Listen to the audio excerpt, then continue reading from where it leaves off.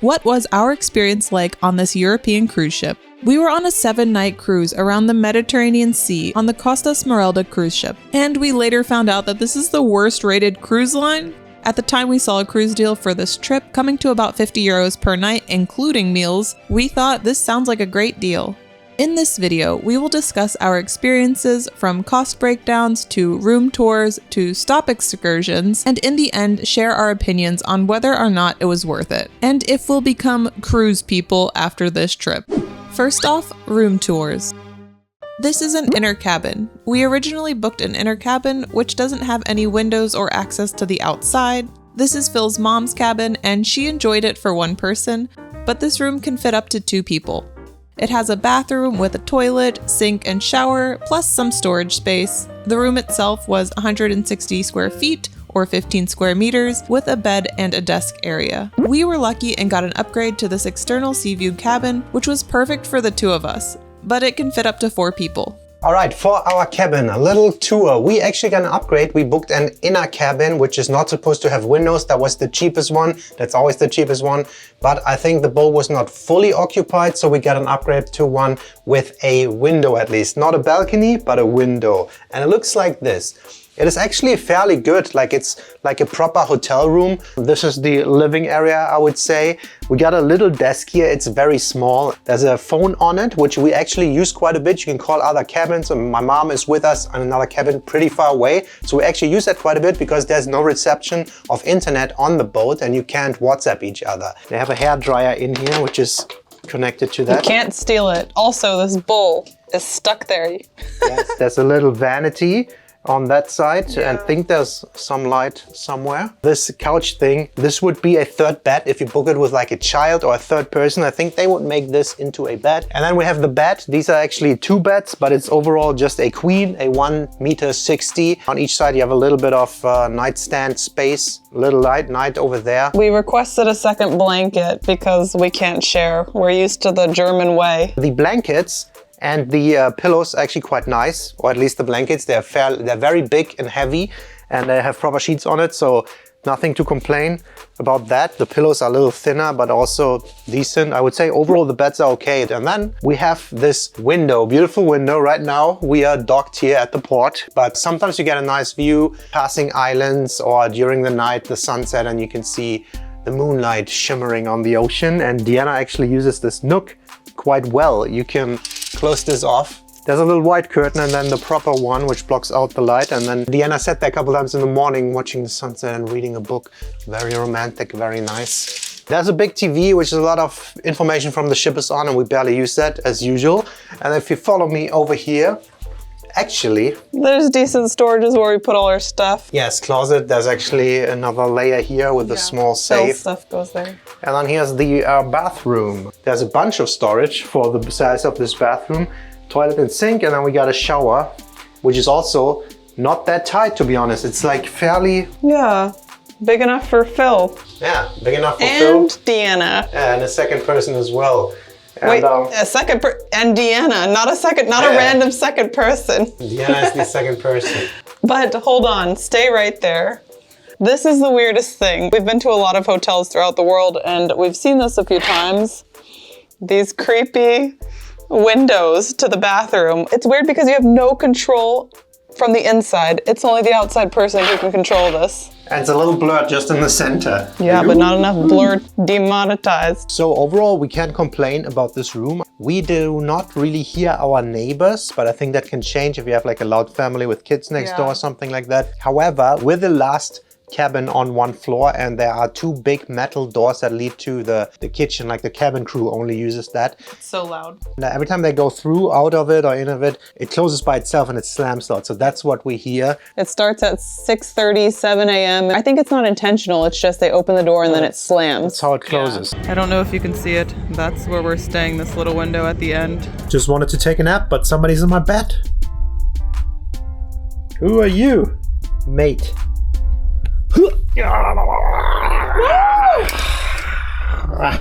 Itinerary and port stops.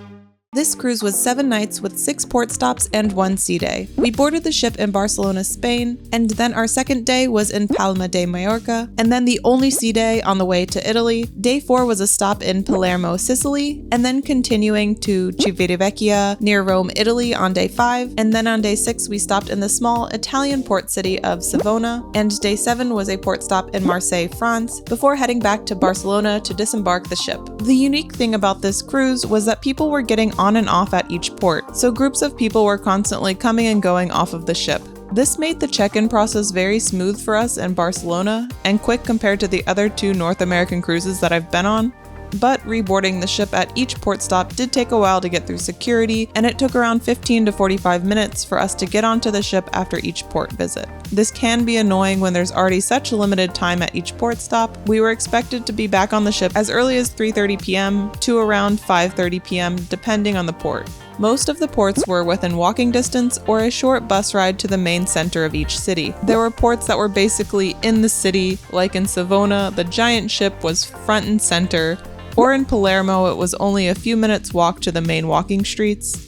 For Marseille, France, we took a city shuttle bus that was only about 8 minutes, but it was especially difficult in our stop in Civitavecchia, Italy, because we wanted to go to Rome. We booked the train transfer to Rome through Costa. I figured if there were any traffic issues or delays, at least we were on a Costa excursion, and hopefully they would not leave us. The entire transfer process was tedious and unclear. It took a while to herd our group onto the shuttle, then the train, and to then walk us to Vatican City at the meeting point. It only gave us about 4.5 hours to see Rome, and we barely got a taste of Rome. So like most port stops, there was just not enough time to see this city. It's something to keep in mind for cruises like this. Would you say this is one of the most anxiety-ridden cities for you? Yeah, I think it's because I'm not used to doing these limited time things. We have to be back at a certain time. Normally, if you want to avoid crowds, you go early in the morning, but we didn't have that option today. We have very limited time here today, so we're a little bit in a rush to get back and get everything in, so we can't go all around the city to like the best places. And we're just kind of winging it. If you're interested in seeing more of the cities, we made Patreon videos for each of the stops we didn't film on YouTube, like our stop in Savona, Italy, Palma de Mallorca, Spain, and Marseille, France. And a quick shout out to our family tier patrons: Ethan Mitchell, Heather Kuffner, Hessen Matro, Tarek Malkosh, Megan Rosati, Klaus Izard, Lee Lim, Robert J. Casper, Marian Demert, Sherry and Keith Dennis, Jessica Saransak, Jeff Standen, Debbie and Ray Gordon, Micah Mann, and James Lovecamp. Thank you! Onboard entertainment. We had 1 sea day on this trip, which is the day to utilize the entertainment and onboard activities. We used our sea day to film a cruise food video, but we did manage to use some of the amenities on the ship. We utilized the gym, which wasn't huge, but there was enough cardio machines and weights to get a nice workout in. There was also a pool area, but I was an idiot and didn't bring my swimsuit on a cruise. When I was packing, I just wasn't thinking about wearing a bathing suit in Europe in December. There were water slides that some people braved, but it would personally be way too cold for me to attempt. Instead, I sat and read on a lounge chair around the pool area a few times. There were other forms of entertainment like basketball courts, dance performances, and musical shows. There were jazz bars, a gambling lounge, and dance clubs. We enjoyed some drinks at one of the bars one evening, and the dancing by the passengers was so impressive. These are some serious skills that I aspire to have one day.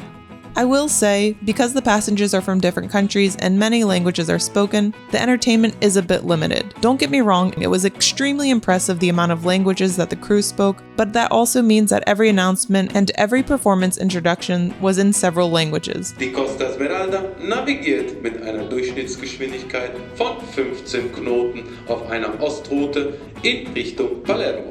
Most announcements were spoken in Italian, English, Spanish, French, and German. Due to that, the shows were a bit limited. I can't imagine a comedy show in 5 languages and different groups of people laughing when the punchline is finally translated into their language. It doesn't sound very fun. During some of the performances, it was hard to find a seat in the main Coliseum, and a lot of people were just standing to get a glimpse of the show. Overall, there was entertainment if one desired. I personally recommend a good book, and there are plenty of places to sit and read. How good was the food? Overall, I have to say that the food is hit or miss. Sometimes the food was absolutely delicious, and sometimes it tasted like hot garbage. Tastes a little bit like canteen food, and it also reminds me a bit of a canteen pasta. And it tastes a little bit like that. There is a main buffet restaurant that is included in the cruise fare. It's open for breakfast, lunch, and dinner, but unlike the 2 US-based cruises that I've done, the buffet restaurant isn't open throughout the entire day. Breakfast was open from 7:30 a.m. to 10:30 a.m., and there was an hour or so window where the buffet closes and then reopens for lunch. It also closes again after lunch to prepare for dinner. And the buffet dinner hours were until 9 p.m. At the buffet, some dishes were great, and others were inedible. It's just a matter of trying things out. The breakfast buffet had a variety of options like cereal, yogurt, cheese, cold cuts, and bread. There were warmer dishes like sausages, chicken, baked beans, and vegetables. There was always fresh fruit, which was great, and also a made-to-order omelet station that was really good. The included coffee at the breakfast was just instant coffee with or without milk. If you're into coffee, it's not that good at all. There are drink packages where you can get a cappuccino from a machine. By the second day, we just went to a cafe and bought a cappuccino for €3, or we waited to have coffee in the city. We had a €1.70 cappuccino in Savona, Italy, and it was absolutely perfect. The main buffet was open for both lunch and dinner, and there was always a pasta of the day. They would heat the pasta in the sauce right then and there for you. There was often some type of seafood dish, there were always some meat options, and also some vegetarian options as well. There were always a variety of bread and some type of dessert to choose from. We honestly didn't eat here too often for lunch or dinner because every night we went to the main dining room for dinner. We were assigned the earlier time at 6:45 p.m. If you can eat later, I would highly recommend requesting the later dinner hour that starts at 9:15 p.m. because you are less likely to get family and kids. Our first night, the table in the dining room we were assigned to was surrounded by families and children, despite not being the family dining room, and it was full of crying children. We were luckily moved to another dining room, La Colombina, to be seated with Phil's mom, and there were less crying children. But sometimes it's just the luck of the draw. As far as the food, it is the same each night across the main dining rooms. It's a 4-course menu, but you can select however many dishes you desire. But the menu does change each night and the dishes are adjusted to pair with the port stops. Sometimes we went with all 4 courses and other times we just ordered a main dish and dessert, especially if we just ate a lot during the port city stops. The food here was overall good. Some dishes were way better than others. I often ordered a fish dish every night and Phil went with some type of red meat or chicken dish, so we tried a variety of the dishes during our cruise. For an Italian cruise line, the pasta at the main dining room was some of the worst dishes in my personal opinion, but I will say that the desserts were on point every time. It's amazing. I just love all the desserts. I can't rave enough about the desserts that we ate. We made a full day of eating YouTube video from our experience on the Costa Smeralda cruise. I think everyone says that you gain weight on a cruise ship, and I definitely could see that happening. If you're interested, check out that video where we go into detail of the food we ate on the sea day. And while you're here, please like the video and subscribe to our channel for more food and travel videos around the world. How much we paid. This 7-night cruise was mid-December and we booked it back in August for the price of €350 per person, including tax. This is $377 per person, and it comes out to €50 or $54 per night. This does include meals and amenities, and we originally booked and paid for the smaller interior room. However, you saw that we got randomly upgraded. However, we did not buy a drink package, so drinks were limited. The only drinks included were the instant coffee or tea at the buffet restaurant for breakfast, and cups of water were also included only at the buffet restaurant for breakfast, lunch, and dinner. Any drinks that we had at the main dining room dinner, we had to pay for separately, so we bought all of our drinks that we consumed outside of the buffet. In the end, this was a way better value for us. We just paid for our dinner drinks each night, mostly a bottle of water for the table, which costed €3.50 for a liter, and I got a glass of wine some nights that costed around €6. We bought drinks a few nights at the lounges and bars. Alcoholic cocktails were around €7 to €12, a beer was around €5, and a glass of the house wine was around €6. Some mornings we went to the cafe and bought a cappuccino with freshly ground beans, which costed €3 each. Some more additional costs: Phil got a gelato, which costed €6 one day. We also bought one Costa excursion. This was our train transfer to Rome, which was €55 per person for a trip there and back. We found this to be one of the best values to get to Rome while still having the freedom to see the city ourselves instead of a fully organized bus tour. We did not pay for an internet package while on the boat. We live in Germany, so we can still use our normal phone and data plans throughout the EU. When we were on land or close enough to the coastline, we had access to the internet, but in the lower decks of the boat or on the sea day, there wasn't any service. We just used the room phones to coordinate with Phil's mom and sometimes the Costa app to message each other. There are other restaurants that are not included in the standard cruise fare. There's a pizza restaurant, a teppanyaki grill, a steakhouse, and a poke bowl bar. All of these costs are per menu item, but we didn't go to any of these restaurants, and we instead spent our money in each of the cities that you may have seen in our previous videos. Personal opinions and was it worth it?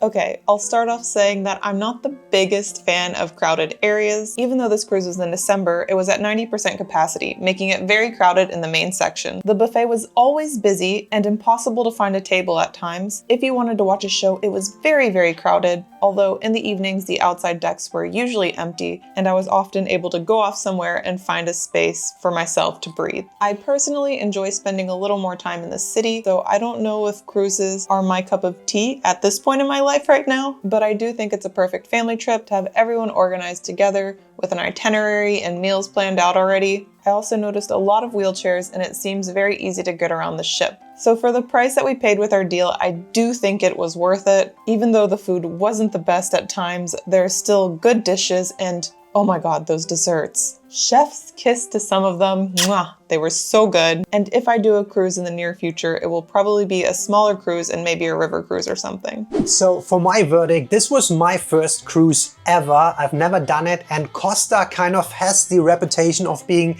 the cheapest and potentially the worst cruise out there. Overall, I have to say I kind of liked it, but I did not love it. I think for me there was a big pacing problem. Like on board, the pace for me is a little bit too slow. Everything is so crowded, there's always people in the way, the queues are very long. Getting on board and off board, there was always such long waiting times, and it took quite a lot of patience to deal with that. And then during the port stops, when you're in the cities, it was kind of like the pace is too fast because you only have like 4 hours, 5 hours, 6 hours to explore a new city in potentially a country that you just arrived in. And that, in my opinion, is way too little time. So I would just love to have like an overnight or just more time in a city. Was it worth it? And I would say for that price, absolutely yes. And I think for the price, I would do it again. Just think about it. You pay $50 a night per person or like $100 for the whole room. A very decent hotel room, and that hotel room brings you to a new major city or even country every day or two.